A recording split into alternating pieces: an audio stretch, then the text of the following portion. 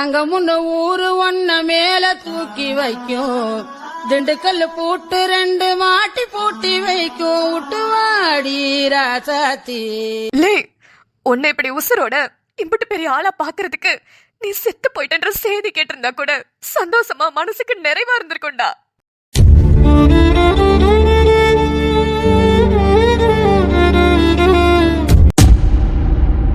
என்ன வார்த்தமா சொல்லிட்ட? உன் வயிற்றுல இருந்து தானே பெத்த, என்ன போய் செத்து போன்னு சொல்ற? உன்னை செத்து போன்னு சொல்லிருக்க கூடாது, என் கையாலே உன்னை சாவடிச்சிருக்கணும்டா. ஏன் வாயால இருந்து உன்னை செத்து போன்னு சொன்னதுக்கு இந்த அளவுக்கு சொல்லிட்டு இருக்கியே? உன்னோட பிள்ளைங்க 3 பிள்ளைங்க, நீ பெத்த பிள்ளைங்கள உன் கையாலே கொன்னியேடா. அப்ப எங்கடா போச்சு உனக்கு அறிவு? அந்த பிள்ளைங்க சாபம் உன்னை சும்மா விடுமாடா? சொல்லு, சும்மா விடுமா? பச்சை குழந்தைங்க, கை குழந்தைங்க, பிறந்து 2 நாள் 3 நாள்னு 3 உசுர காவு வாங்கினியே. நீ எல்லாம் உசுரோட இருந்து இந்த பூமிக்கு பாரமா இருந்து என்னடா பண்ண போற? உன்னையெல்லாம் இன்னுமாடா அந்த ஆண்டவன் உசுரோட வச்சிருக்கான்? உனக்குன்னு ஒரு பிள்ளைய பார்த்து கல்யாணம் பண்ணி கொடுத்தேன் பாத்தியா? தாய் தகப்ப இல்லாத பொண்ணு, கேட்க நாதி இல்லன்னு அந்த பிள்ளைய எப்படி எல்லாம் கொடுமைப்படுத்தின. அடுத்தடுத்து குழந்தை பிறக்கும் போதே சொன்னாங்கல்ல, இதுக்கு மேலே அவ ஒரு வாட்டி கர்ப்பமான கூட அவ உசுரைக்கு ஆபத்துன்னு. கொஞ்சமாவது அவ உசுர மதிச்சியாடா நீ? யாரு இந்த பழசெல்லாம் பேசி ஒரு பிரயோஜனமும் இல்ல. இப்ப என்னத்துக்கு இங்க வந்த அத சொல்லு. ஆமா, நீ அந்த நீலாம்பரி கூட தானே வந்த அந்த ஃபேக்டரியை திறந்து வைக்கிறதுக்கு? அவ்வளவு பெரிய ஆளாயிட்டியாடா நீயே? காசு பணம் பார்த்து அவ்வளவு பெரிய ஆளாயிட்டில? எப்பரா உனக்கு அவ்வளவு காசு வந்துச்சு? அந்த ஃபேக்டரியை கட்டினால நீலாம்பரி, அவ்வளவுதாமா நான் 2ஆவது கல்யாணம் பண்ணிருக்கேன். மானம் கெட்டவனே, நீ எப்படியோ நாசமா போ. ஆனா எதுக்கடா இப்ப என் மூஞ்சில வந்து முழிச்ச? என்ன உசுரோட வச்சு புதைக்கிறதுக்கு முந்து முழிச்சியா? இந்த ஊர்ல தான் அவ ஃபேக்டரி கட்டிருக்கான்னு தெரியுதுல, வேற எதுக்குல வந்த? இந்த ஊருக்குள்ள வந்தா என் பெத்தவ மூஞ்சில முழிக்கணும், நான் பெத்தவ மூஞ்சிலையும் முழிக்கணும். அதனால நான் வரலன்னு சொல்லிருக்க வேண்டியதானே அவகிட்ட. ஏம்மா, என்னமா சொன்ன? நான் பெத்தவ மூஞ்சில முழிக்கணுமா? என்னமா சொல்ற? புரியல எனக்கு. ஐயோ, 4ஆவதா பிறந்த பொம்பளை பிள்ளை நம்ம பொண்ணி செத்து போயிடுச்சுன்னு நினைச்சுக்கிட்டு இருக்கான். நம்ம பாட்டுக்கு உண்மையை உளறிப்பட்டமே. அது மட்டும் உசுரோட இருக்குன்னு இவனுக்கு தெரிஞ்சா அந்த பிள்ளைய என்ன வேணாலும் அவன் பண்ணுவான். இல்ல அந்த பிள்ளை உசுரோட இருக்கிற விஷயம் இவனுக்கு தெரியவே கூடாது. இவன் எப்படியாவது இந்த ஊர்ல இருந்து கிளப்பணும். ஐயோ, எனக்கு நெஞ்சு வலிக்குது. அம்மா, நெஞ்சு வலிக்குது. ஐயோ, நெஞ்சு வலிக்குதே அம்மா. ஏமா என்னாச்சுமா? ஏமா என்ன பாருமா? டாக்டர் கொஞ்சம் சீக்கிரம் வாங்க டாக்டர். அம்மாக்கு மறுபடியும் முடியல டாக்டர். சார் என்னாச்சு டாக்டர்? அம்மா மறுபடியும் நெஞ்சு வலிக்குதுன்னு படுத்துட்டாங்க. அம்மா இங்க பாருங்க டாக்டர் என்னாச்சு? சார், ஏதாவது அதிர்ச்சியான விஷயங்கள்லாம் பேசுறீங்களா? இப்பதானே உங்களுக்கு ஹார்ட் அட்டாக் வந்திருக்குன்னு சொன்னேன். மறுபடியும் உங்களோட பல்ஸ் ரேட்லாம் ரொம்ப அதிகமா இருக்கு. இங்க பாருங்க, டாக்டர்ஸ் எங்க கிட்ட வந்து எங்க அம்மாவை எப்படியாவது காப்பாத்திருங்க, எவ்வளவு செலவானாலும் பரவாயில்லன்னு மட்டும் சொல்றீங்கல்ல, அதுக்கு நீங்களும் கொஞ்சம் ஹெல்ப் பண்ணும் சார். ப்ளீஸ் வெளியே வெயிட் பண்ணுங்க. அவங்க கேட்டுக்கிட்டு இருக்காங்களேன்னு உங்களை கூப்பிட்டேன். நீங்க வந்து பேசி பல்ஸ் ரேட் இன்னும் அதிகமா தான் ஆக்கியிருக்கீங்க. ப்ளீஸ் சார், வெயிட் பண்ணுங்க வெளியே. சரிங்க சார், சாரி. வெளியே இருங்க, அப்புறமா கூப்பிடுறேன். அம்மா, உங்களுக்கு ஒன்றும் இல்லை, இங்க பாருங்க. மா, உனக்கு ஒன்றும் ஆகாதுமா, நான் வெளியே இருக்கேன், நீ வா. என்ன பாக்குறீங்க? பண்றதெல்லாம் பண்ணிட்டு இப்ப உட்காந்து வரைஞ்சு கட்டிட்டு அழுதா எல்லாம் சரியாயிடுமா? கண்ணுக்கினியா, என்னடி பண்ற? இந்த ஆளுகிட்ட எதுக்கடி பேசுற? என்ன சொல்றீங்க? எனக்கு ஒன்றும் புரியல. புரியாது, எப்படி புரியும்? பொம்பளை புள்ள பிறந்துட்டா ஏன் அவ்வளவு இலக்காரமா பாக்குறீங்க? ஏன் அதுவும் ஒரு உயிர் தானே? உங்களை பெத்தவங்க ஒரு பொம்பளை தானே, நீங்க கட்டிக்கிட்டவங்களும் ஒரு பொம்பளை தானே, அப்படியே குழந்தை பிறந்தா மட்டும் ஏத்துக்க மாட்டேங்கிறீங்க? உங்களை 10 மாசம் சுமந்து பெத்து போடுறதுக்கு ஒரு பொம்பளை வேணும், வீட்டு வேலையெல்லாம் செய்யறதுக்கு ஒரு பொம்பளை வேணும், உங்களை பாத்துக்கிறதுக்கும் உங்க துணிமணியெல்லாம் துவைச்சு போடுறதுக்கும் உங்களுக்கு ஆக்கி கொட்டுறதுக்கும் ஒரு பொம்பளை வேணும், தாலி கட்டுறதுக்கு ஒரு பொம்பளை வேணும், பிறகு கல்யாணத்துக்கு அப்புறம் குடும்பம் நடத்துறதுக்கு ஒரு பொம்பளை வேணும், வாழ்க்கை முழுக்க உங்களுக்கு சேவை செஞ்சு உங்க காலுக்கு கீழே வேலைக்காரியா உட்கார்றதுக்கு ஒரு பொம்பளை வேணும். ஆனா ஒரு பொம்பளை புள்ள பிறந்துட்டா அது மட்டும் வேண்டாம். நீ யாருன்னு எனக்கு தெரியலமா, ஆனா நீ கேட்ட ஒரு கேள்வியும் என்ன செருப்பால் அடிச்ச மாதிரி இருக்கு. செருப்பால் அடிச்சேனே நினைச்சுக்கோங்க. நீங்க பண்ண தப்புக்கெல்லாம் சத்தியமா சொல்றேன், நடு தெருவுல அனாதையா நிக்கதான் போறீங்க. இந்த சொசைட்டில ஒரு பொம்பளை புள்ள பிறந்து எந்த பிரச்சனையுமே இல்லாம பெருசா வளர்ந்து சாதிச்சு காட்டியிருக்க ஏதாவது ஒரு பொம்பளை புள்ளைய சொல்லுங்க பாக்கலாம். பொம்பளை புள்ள பிறந்துட்டாலே குத்தோன்றீங்க, அதுக்கு மேல அதையும் மீறி அது வளர்ந்துட்டா ஏதாவது ஒரு பிரச்சனை கண்டிப்பா அதுக்கு வரும். அப்படியே வந்து அது எல்லாத்தையும் உடைச்சுக்கிட்டு அது ஒரு பெரிய ஆளா வந்துட்டா அதை யாருமே கொண்டாடுறதே இல்லையே. அப்பதான் தோணும், ஒரு பொம்பளை பிள்ளையா பிறந்ததுக்கு பிறக்காமே இருந்திருக்கலான்னு. செத்து போனதுக்கு அப்புறம் கொல்லி போடுறதுக்கு தான் ஆம்பளை பிள்ளை பெத்துக்கிறீங்கன்னா, எங்க அம்மா அப்பாக்கு நான் ஒரே பொம்பளை பிள்ளை. அப்ப அதுக்கு என்ன சொல்ல போறீங்க? யாரு சார் பெத்தவங்க செத்து போனதுக்கு அப்புறம் கொல்லி போடுறதுக்கு ஆம்பளை பிள்ளைங்களுக்கு மட்டும்தான் உரிமை கொடுத்தது? கேக்குறேன். பொம்பளை பிள்ளைங்களுக்கும் உரிமை இருக்கு. அந்த உரிமை ஒரு ஒரு பொம்பளை பிள்ளைங்களுக்கும் இருக்கு. வீரா வீரா கணக்கினியா கணக்கினியா என்னாச்சுடி? அந்த பொண்ணு மயக்கம் போடுதுமா, பொடிமா. கணக்கினியா கணக்கினியா என்னடி ஆச்சு?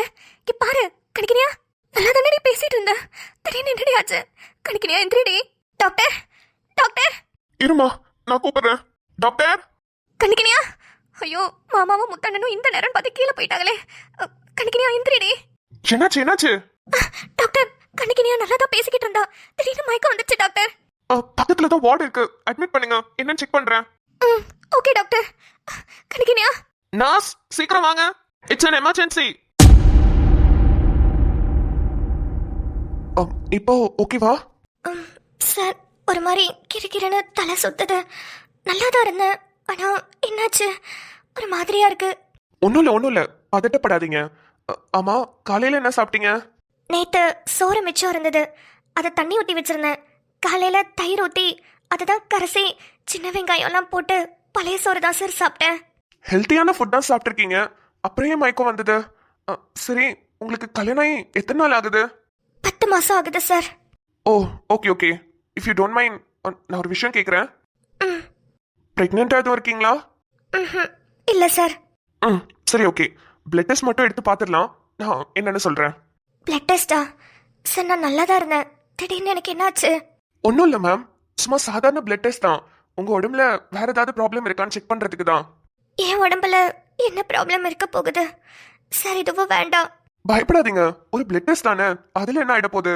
சிஸ்டர் சார், இவங்களை கூட்டிகிட்டு போய் பிளட் டெஸ்ட் மட்டும் எடுங்க. Okay sir.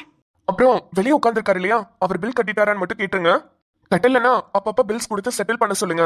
ஓகே சார், நான் சொல்கிறேன். போங்க மேடம், பிளட் டெஸ்ட் மட்டும் கொடுத்துட்டு வெளியே வெயிட் பண்ணுங்க, நான் ரிப்போர்ட் வந்ததுக்கு அப்புறமா உங்களை கூப்பிடுறேன். சரிங்க சார். மேடம் வாங்க, பிளட் டெஸ்ட் மாடியில் லேப்ல எடுப்பாங்க, அங்கே போங்க, நான் அந்த சார் கிட்ட பேசிட்டு வரேன். சார். சொல்லுங்க, அம்மாக்கு இப்ப எப்படி இருக்கு? சார், பல்ஸ் ரேட் இறங்குனதுனால டாக்டர் செக் பண்ணி மெடிசன்ஸ் கொடுத்துட்டு இருக்காங்க சார். நார்மல் ஆனதுக்கு அப்புறமா நீங்க போய் பாருங்க. அப்புறம் இப்போ வரைக்கும் நடந்த ட்ரீட்மெண்ட்க்கு பில் செட்டில் பண்ணணும் சார். கவுண்டர்ல போய் பேஷண்டோட நேம் சொன்னீங்கன்னா அவங்களே அவங்களுக்கான பில்ஸ் கொடுப்பாங்க, அதை மட்டும் செட்டில் பண்ணிடுங்க. ஓகே. Okay sir. மேம் வாங்க, லேப் மாடியில் இருக்கு. ஒரு நிமிஷம், இந்த பொண்ணு என்கிட்ட தான் பேசிக்கிட்டு இருந்தாங்க, இப்போ இவங்களுக்கு என்னாச்சு? ஏன் திடீர்னு மயக்கம் வந்துச்சா? என்னன்னு தெரியல சார். சார் பிளட் டெஸ்ட் எடுக்க சொல்லியிருக்காரு, லேபுக்கு கூட்டிட்டு போயிட்டு இருக்கேன். பிளட் டெஸ்டா? சரி சரி, கூட்டிட்டு போங்க, நான் பில் கட்டிடுறேன். Okay sir. பொன்னி, என்னம்மா நீ டீ கடைக்கு வந்துட்டு தண்ணி பாட்டில் மட்டும் போதும்னு தண்ணியை மட்டும் குடிச்சிட்டு நிக்கிற? கொஞ்சமாவது ஏதாவது சாப்பிடுமா, டீயாவது குடி. என்ன, எனக்கு எதுவுமே வேண்டாண்ணே, எனக்கு ஒரு மாதிரி கஷ்டமா இருக்குதுண்ணே. வெறும் தண்ணியை மட்டும் குடிச்சிட்டு எவ்வளவு நேரத்துக்கு இருக்க முடியும்? கேரு பொன்னி, நீ நல்லா இருந்தாதான் ஆத்தாவை நல்லா பத்திரமா பாத்துக்க முடியும். நீ நல்லா தெம்பா இருக்கிறத பார்த்தாலே ஆத்தாக்கு தெம்பு வந்துடும். ஒரே ஒரு டீ, 2 வடை மட்டுமாவது சாப்பிடு பொன்னி. இல்லண்ணே, எனக்கு எதுவும் வேணாம், என்னை வற்புறுத்தாதீங்க. எனக்கு ஒரு மாதிரி இருக்குண்ணே. ஆத்தா நல்லபடியா குணமாயி எந்திரிச்சு உட்காரணும்னு, அதை பாக்குற வரைக்கும் என்னால எதுவுமே சாப்பிட முடியலண்ணே. கேரு பொன்னி, ஆத்தாக்கு இப்படி நடந்ததுல எல்லாத்துக்குமே கஷ்டம்தான், ஆனா அதுக்குன்னு சாப்பிடாம இருந்தா எப்படி? கொஞ்சமாவது சாப்பிட்டுக்க பொன்னி. முத்து, எதுவும் பண்ணிடாதீங்க, நான் நல்லா படிக்கணும். பொன்னி பொன்னி என்ன பண்ற? அண்ணே, அண்ணே இவர் ஏதோ பண்ண வராருண்ணே. அண்ணே, எனக்கு இவரை பார்த்தா பயமா இருக்குண்ணே. அண்ணே. பொன்னி, நாங்கெல்லாம் இருக்கோம்லம்மா, பயப்படாத. பொன்னி, உன்ன போய் நான் என்னம்மா பண்ண போறேன்? என்ன பார்த்து நீ எதுக்கு இப்படி பயப்படுற? சித்தப்பா, அது பொன்னி கொஞ்சம் ஏற்கனவே பயந்த சுபாவம் தான், அதான் அப்படி டக்குன்னு புதுசா ஆளை பார்க்கவும் பயப்படுது. சரி, நீங்க இப்ப ஊர்ல இருந்து வந்திய? திடுதிப்புன்னு இத்தனை வருஷம் கழிச்சு ஊருக்கு வந்திருக்கிறிய? ஆமாப்பா, ஒரு வேலையா வந்தேன். அம்மாக்கு உடம்பு சரியில்லாம போயிருச்சா, அது அப்படி எங்கே இருந்துட்டேன். வேம்பு, உன் காலுக்கு என்ன பாச்சு? என்னமோ தாங்கி தாங்கி நடக்கிற. என் கால் இப்படி ஆனதுக்கு காரணமே ஒரு 2வது பொண்டாட்டி தான். அதை நான் இப்ப சொல்ல போய் பெரிய பிரச்சனையாயி என்னத்துக்கு? அது ஒண்ணும் இல்ல சித்தப்பா, கீழே விழுந்துட்டேன். அப்ப ஆட்டோ டயரு கால் மேல ஏறிச்சு. பார்த்து வந்திருக்க கூடாதா? சரிப்பா, பாத்துக்கோ. அம்மாக்கு மெடிக்கல் செலவுக்கு காசு கட்ட சொன்னாங்க. அதான் ஏடிஎம்க்கு காசு எடுக்க போலான்னு வந்தேன். அங்கதான் இருக்கு ஏடிஎம், எடுத்துட்டு வாங்க. ம், சரிப்பா. அப்புறம் அந்த பொண்ணு ரொம்ப நேரமா அழுதுகிட்டே உள்ள நின்றுட்டு இருந்துச்சு. எங்க அம்மா மேல ரொம்ப பாசமா இருக்கும் போல. அம்மாக்கு இப்படி ஆயிடுச்சுன்னு ரொம்பவே துடிச்சு போச்சு. யாருப்பா அது? பக்கத்து வீட்டு பொண்ணா?